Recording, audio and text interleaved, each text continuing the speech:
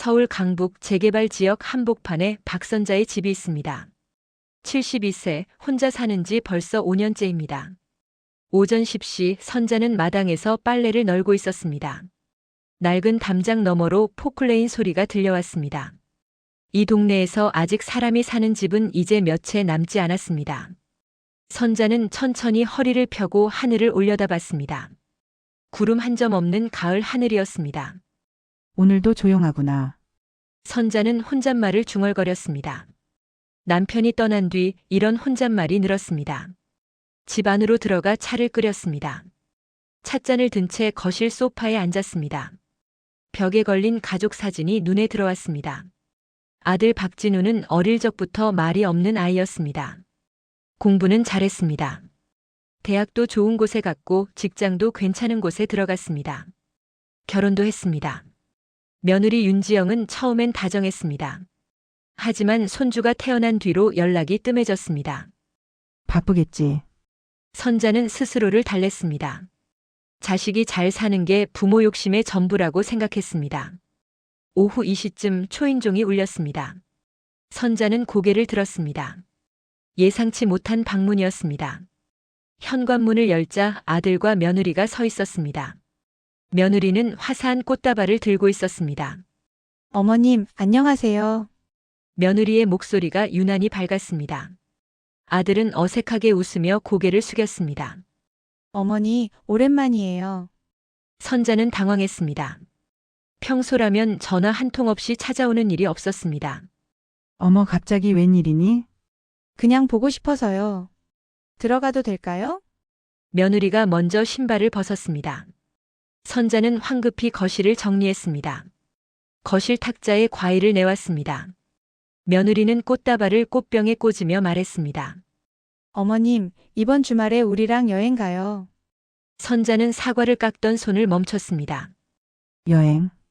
네, 힐링 여행이요. 온천도 있고 공기도 좋대요. 며느리의 눈빛이 반짝였습니다. 너무 반짝여서 오히려 어색했습니다. 아들이 끼어들었습니다. 어머니 요즘 많이 외로우시잖아요. 기분 전환도 하실 겸. 아, 그리고요. 며느리가 손을 모으며 덧붙였습니다. 근처에 좋은 요양원도 있대요. 구경만이라도 해보시면 어떨까 해서요. 요양원. 그 단어가 귓가를 때렸습니다. 선자는 들고 있던 찻잔을 거의 놓칠 뻔했습니다. 요양원은 왜? 아, 아니에요. 그냥 혹시나 해서요. 어머님 여기 혼자 계시니까 불안하기도 하고. 며느리는 여전히 웃고 있었습니다. 하지만 그 웃음이 이상하게 느껴졌습니다. 선자는 아들을 바라봤습니다. 아들은 시선을 피했습니다. 뭔가 이상해. 가슴속에서 불안이 피어올랐습니다. 하지만 선자는 애써 그 감정을 눌렀습니다. 그래, 알았다. 주말에 가자. 며느리가 환하게 웃었습니다. 어머님, 감사해요. 두 사람은 30분쯤 앉아 있다가 일어났습니다. 선자는 현관까지 배웅했습니다. 문이 닫히고 다시 조용해졌습니다. 선자는 거실로 돌아와 소파에 주저앉았습니다. 꽃병 속 꽃다발을 바라봤습니다. 예쁜 꽃이었지만 왠지 모르게 불편했습니다. 창밖으로 저녁 해가 지고 있었습니다. 포클레인 소리가 멈췄습니다. 집은 다시 조용해졌습니다. 선자는 찻잔을 들었습니다. 차는 이미 식어 있었습니다. 주말 아침 선자는 일찍 일어났습니다. 여행 가방을 챙기며 마음을 가다듬었습니다. 괜찮을 거야. 아들이 약속한 시간에 차를 가지고 왔습니다. 하지만 아들은 차에서 내리지 않았습니다. 창문을 내리고 말했습니다. 어머니 죄송해요. 갑자기 회사 일이 생겨서요. 선자는 가방을 든 채 멈췄습니다. 그럼 여행은? 지영이가 모실 거예요. 버스 타고 가시면 돼요. 며느리가 차 뒷좌석에서 내렸습니다. 오늘도 환한 미소를 지었습니다. 어머님, 제가 잘 모실게요. 아들은 그대로 차를 돌려 떠났습니다. 선자는 멀어지는 차를 바라봤습니다. 가슴이 답답했습니다. 버스 정류장까지 걸어갔습니다. 며느리는 계속 밝은 목소리로 말했습니다. 어머님, 정말 좋은 곳이에요. 경치도 예쁘고요. 선자는 고개만 끄덕였습니다. 버스가 도착했습니다. 승객은 많지 않았습니다. 선자는 앞자리에, 며느리는 두 줄 뒤에 앉았습니다. 버스가 출발했습니다. 도심을 벗어나자 산길이 시작됐습니다. 선자는 창밖을 바라봤습니다. 나무들이 빠르게 지나갔습니다. 머릿속이 복잡했습니다. 요양원을 왜 보자고 했을까? 그때 뒤에서 목소리가 들렸습니다. 며느리의 목소리였습니다. 전화 통화를 하고 있었습니다. 응, 오빠. 지금 가는 중이야. 선자는 귀를 기울였습니다. 어머님 모시고 오늘 들어가. 후견인 신청만 되면 집은 바로 정리할 수 있어. 선자의 손이 떨렸습니다. 아니, 걱정 마. 어머님 나이도 있으시고 혼자 사시잖아. 판정 나올 거야. 후견인, 집 정리. 단어들이 머릿속에서 맴돌았습니다. 그래, 알았어. 다녀와서 연락할게. 전화가 끊어졌습니다. 선자는 앞을 응시한 채 굳어 있었습니다. 내 집을 정리한다고? 손이 계속 떨렸습니다. 가슴이 쿵쿵 뛰었습니다. 그때 옆자리에 앉은 남성이 선자의 팔을 가볍게 쳤습니다. 50대쯤 되어 보이는 남자였습니다. 남자는 조용히 쪽지를 건넸습니다. 선자는 쪽지를 펼쳤습니다. 며느님 통화 내용을 들었습니다. 위험합니다. 버스에서 내릴 때 조심하세요. 선자는 쪽지를 주머니에 넣었습니다. 숨이 막혔습니다. 진우가 정말 나를 버리려고? 믿고 싶지 않았습니다. 하지만 며느리의 말은 분명했습니다. 버스가 산 중턱을 지나고 있었습니다. 창밖은 점점 더 깊은 산속으로 들어가고 있었습니다.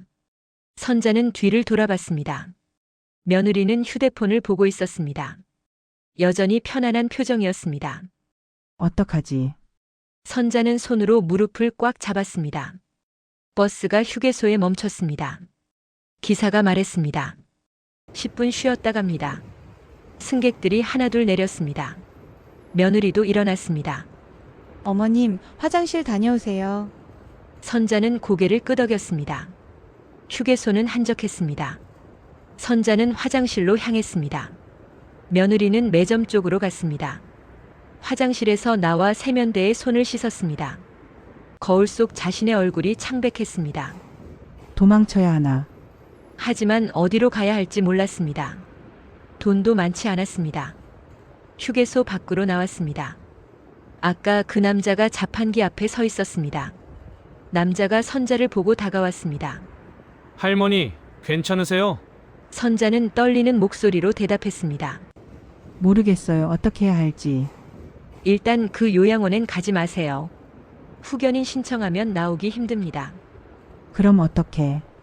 버스에서 내릴 때 제가 도와드릴게요. 일단 그곳에서 벗어나세요. 남자는 명함을 건넸습니다. 법률사무소 상담사 김태준이라고 적혀 있었습니다. 저도 어머니를 이런 식으로 보냈습니다. 후회하고 있어요. 남자의 눈빛이 진지했습니다. 선자는 명함을 주머니에 넣었습니다. 고맙습니다. 선자는 다시 자리에 앉았습니다.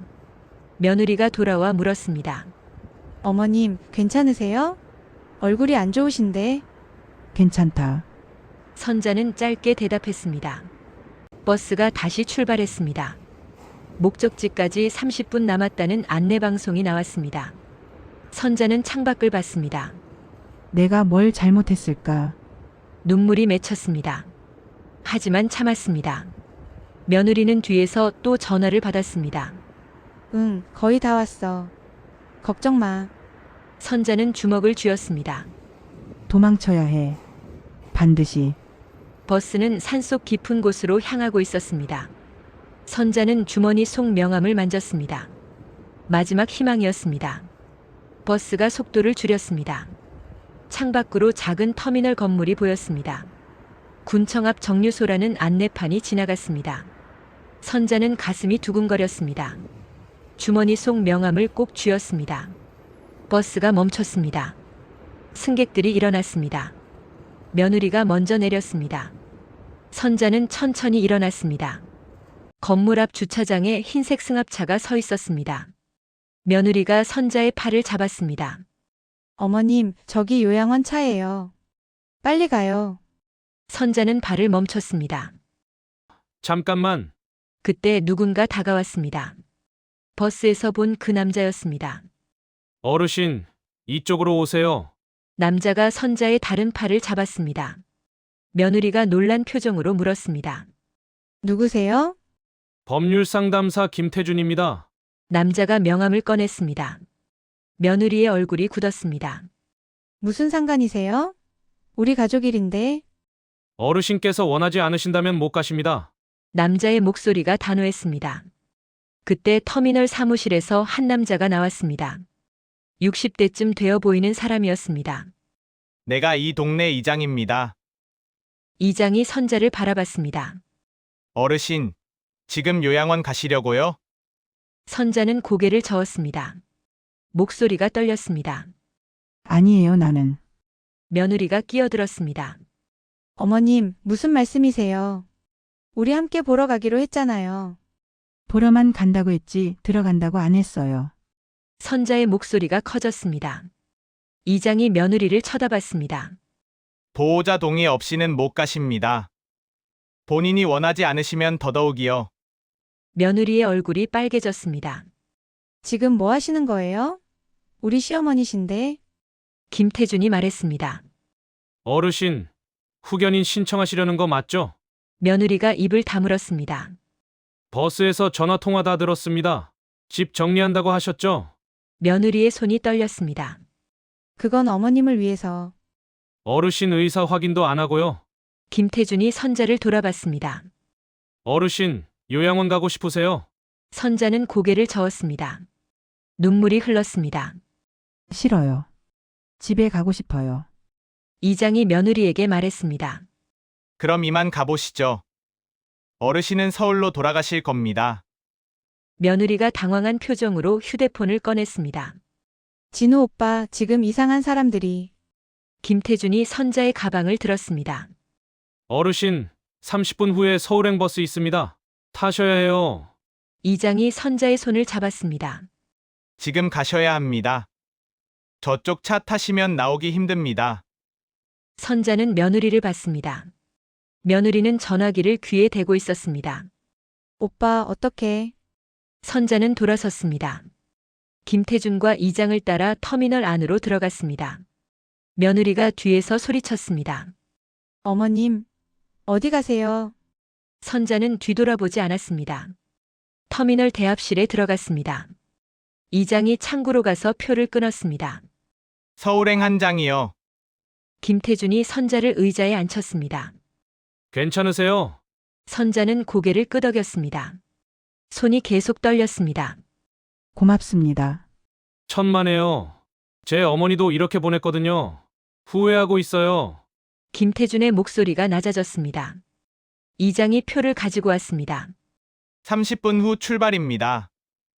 그때까지 여기 계세요. 선자는 표를 받았습니다. 밖에서 며느리의 목소리가 들렸습니다. 누군가와 통화하고 있었습니다. 지금 이장이랑 법률 상담사가 맡고 있어요. 어떡해요? 선자는 귀를 막았습니다. 시간이 천천히 흘렀습니다. 이장과 김태준은 선자 옆에 앉아 있었습니다. 며느리는 터미널 입구에서 서성이고 있었습니다. 드디어 버스가 들어왔습니다. 서울행 직행버스였습니다. 어르신, 타세요. 이장이 선자를 일으켜 세웠습니다. 선자는 떨리는 다리로 버스에 올랐습니다. 맨 앞자리에 앉았습니다. 창밖으로 며느리가 보였습니다. 며느리는 휴대폰을 들고 서 있었습니다. 버스가 출발했습니다. 터미널이 멀어졌습니다. 선자는 눈물을 닦았습니다. 살아야 한다. 내 삶을 지켜야 한다. 버스는 산길을 내려가고 있었습니다. 창밖으로 노을이 지고 있었습니다. 선자는 주머니에서 명함을 꺼냈습니다. 김태준의 명함이었습니다. 전화번호가 적혀 있었습니다. 선자는 명함을 가슴에 품었습니다. 버스는 서울을 향해 달리고 있었습니다. 선자의 마음도 함께 움직이고 있었습니다. 이제 어떡하지? 두려움도 있었습니다. 하지만 포기하고 싶지 않았습니다. 집이 떠올랐습니다. 오래된 마당, 거실, 부엌. 모두 선자의 것이었습니다. 지켜야 해. 선자는 창밖을 봤습니다. 어둠이 내리고 있었습니다. 하지만 선자의 눈빛은 흔들리지 않았습니다. 서울에 도착한 건 밤 9시였습니다. 선자는 터미널에서 택시를 탔습니다. 집으로 가는 길 창밖이 낯설게 느껴졌습니다. 집에 도착했습니다. 대문을 열고 들어서자 어둠이 반겼습니다. 불을 켰습니다. 거실은 그대로였습니다. 하지만 선자의 마음은 달라져 있었습니다. 소파에 앉아 명함을 꺼냈습니다. 김태준 상담사의 번호였습니다. 전화를 걸었습니다. 3번의 신호음 끝에 목소리가 들렸습니다. 여보세요? 저 오늘 도와주신 분이시죠? 아, 어르신. 무사히 도착하셨어요? 네. 고맙습니다. 다행이네요. 혹시 도움 필요하시면 법률구조공단 연락처 드릴게요. 김태준이 번호를 불러줬습니다. 선자는 메모했습니다. 내일 아침 일찍 가세요. 시간이 중요합니다. 전화를 끊었습니다. 선자는 메모지를 들여다봤습니다. 법률구조공단. 처음 들어보는 곳이었습니다. 잠을 이룰 수 없었습니다. 창밖으로 동이 트고 있었습니다. 아침 8시 선자는 법률구조공단 앞에 서 있었습니다. 건물은 생각보다 컸습니다. 안내 데스크에서 물었습니다. 상담 받으려면 어떻게 해야 하나요? 접수하시고 기다리시면 됩니다. 선자는 번호표를 받았습니다. 30분을 기다렸습니다. 드디어 이름이 호명됐습니다. 상담실로 들어갔습니다. 40대 여성 변호사가 앉아 있었습니다. 앉으세요. 어떤 일로 오셨어요? 선자는 떨리는 목소리로 말을 시작했습니다. 며느리의 전화통화, 요양원 탈출까지. 변호사는 고개를 끄덕이며 들었습니다. 표정이 점점 굳어졌습니다. 어르신, 정말 큰일 날 뻔하셨습니다. 변호사가 한숨을 쉬었습니다. 후견인 신청이 들어갔으면 집은 이미 넘어갔을 수도 있어요. 선자의 손이 떨렸습니다. 그럼 어떻게 해야 하나요? 우선 재산을 보호해야 합니다. 신탁이나 동결 조치가 필요해요. 신탁이요? 네. 어르신 명의로 된 재산을 제3자가 함부로 못 건드리게 하는 겁니다. 변호사가 서류를 꺼냈습니다. 아드님께 위임하신 게 있나요? 통장 관리나 재산 관련해서요. 선자는 고개를 끄덕였습니다. 몇 년 전에 도장 맡긴 적 있어요. 은행 일도 대신 봐달라고. 변호사의 표정이 어두워졌습니다. 그것부터 취소하셔야 합니다. 지금 당장요. 그날 오후 선자는 은행을 돌아다녔습니다. 변호사가 동행했습니다. 첫 번째 은행에서 위임장을 취소했습니다. 두 번째 은행에서도 마찬가지였습니다. 은행원이 물었습니다. 아드님과 상의하셨어요? 아니요. 내 돈이니까 내가 결정합니다. 선자의 목소리가 단호했습니다. 사흘이 지났습니다. 법률구조공단 상담실에 다시 왔습니다.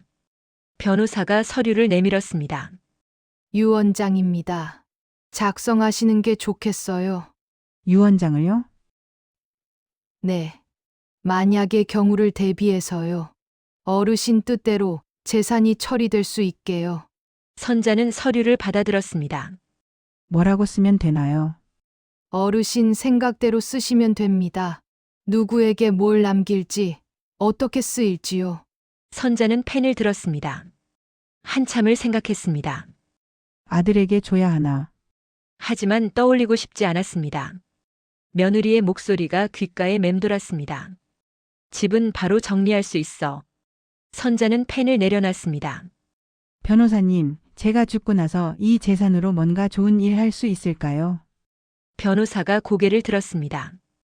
예를 들면요. 노인들 위한 복지센터 같은 거요. 저 같은 사람들이 안전하게 지낼 수 있는 곳이요. 변호사의 눈빛이 부드러워졌습니다. 가능합니다. 지자체나 재단에 기부하시면 돼요. 그럼 그렇게 하고 싶어요. 선자는 다시 펜을 들었습니다.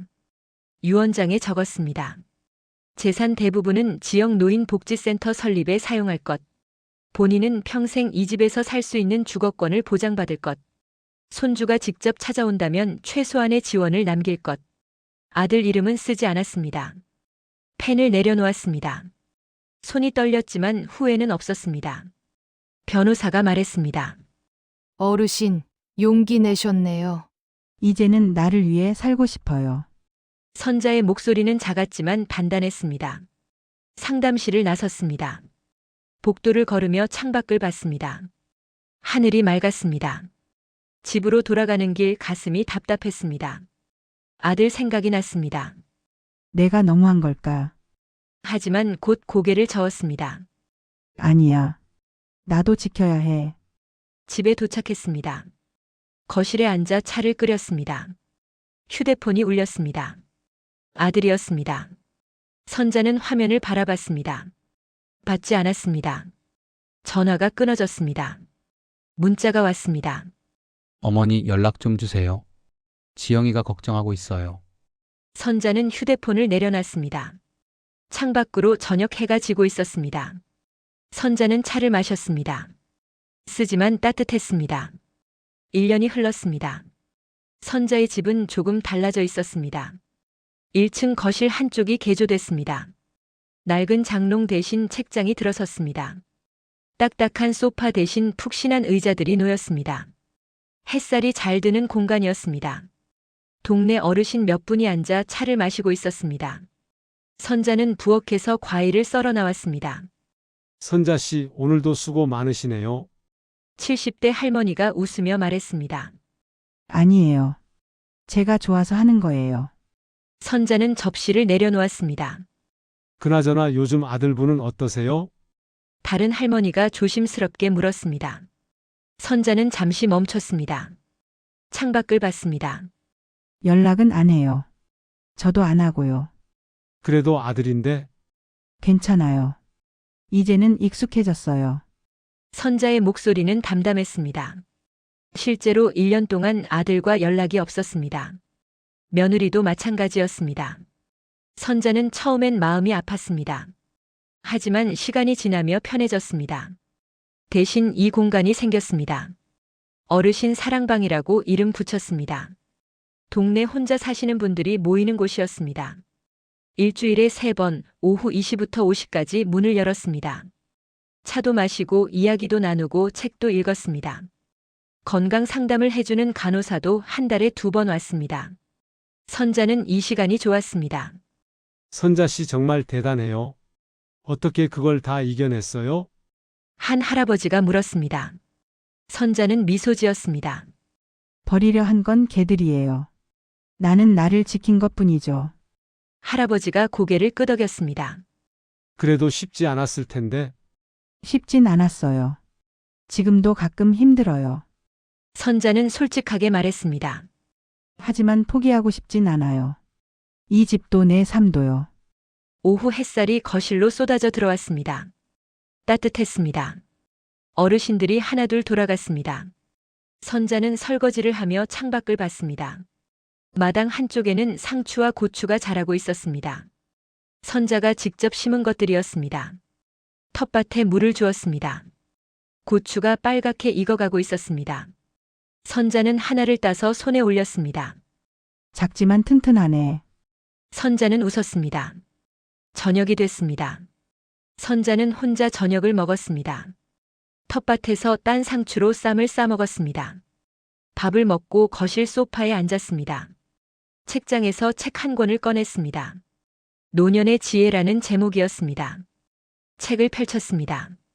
한 구절이 눈에 들어왔습니다. 늙는다는 건 끝이 아니라 새로운 시작이다. 선자는 책을 덮었습니다. 새로운 시작. 1년 전 산골 터미널에서 도망칠 때는 몰랐습니다. 무섭고 외로웠습니다. 하지만 지금은 다릅니다. 혼자지만 외롭지 않습니다. 선자는 일어나 창밖을 봤습니다. 어둠이 내리고 있었습니다. 휴대폰을 봤습니다. 메시지가 하나 와 있었습니다. 모르는 번호였습니다. 열어봤습니다. 할머니, 저 손주 민준이에요. 할머니 괜찮으세요? 보고 싶어요. 선자의 손이 떨렸습니다. 손주였습니다. 답장을 쓸까 말까 고민했습니다. 결국 답장을 보냈습니다. 할머니도 보고 싶구나. 언제든 놀러와. 메시지를 보내고 휴대폰을 내려놨습니다. 가슴이 두근거렸습니다. 손주는 다르겠지. 선자는 창밖을 다시 봤습니다. 별이 보였습니다. 이제부터는 누군가의 엄마가 아니라 박선자로 산다. 선자는 혼잣말을 했습니다. 거실 불을 끄고 방으로 들어갔습니다. 침대에 누웠습니다. 내일 할 일들이 떠올랐습니다. 텃밭 정리, 책장 정리, 어르신 사랑방 준비. 작은 일들이었습니다. 하지만 선자에게는 소중한 일들이었습니다. 선자는 천천히 잠이 들었습니다. 창밖으로 달빛이 비쳤습니다. 고요하고 따뜻한 밤이었습니다. 선자의 새로운 인생이 천천히 그리고 단단하게 이어지고 있었습니다.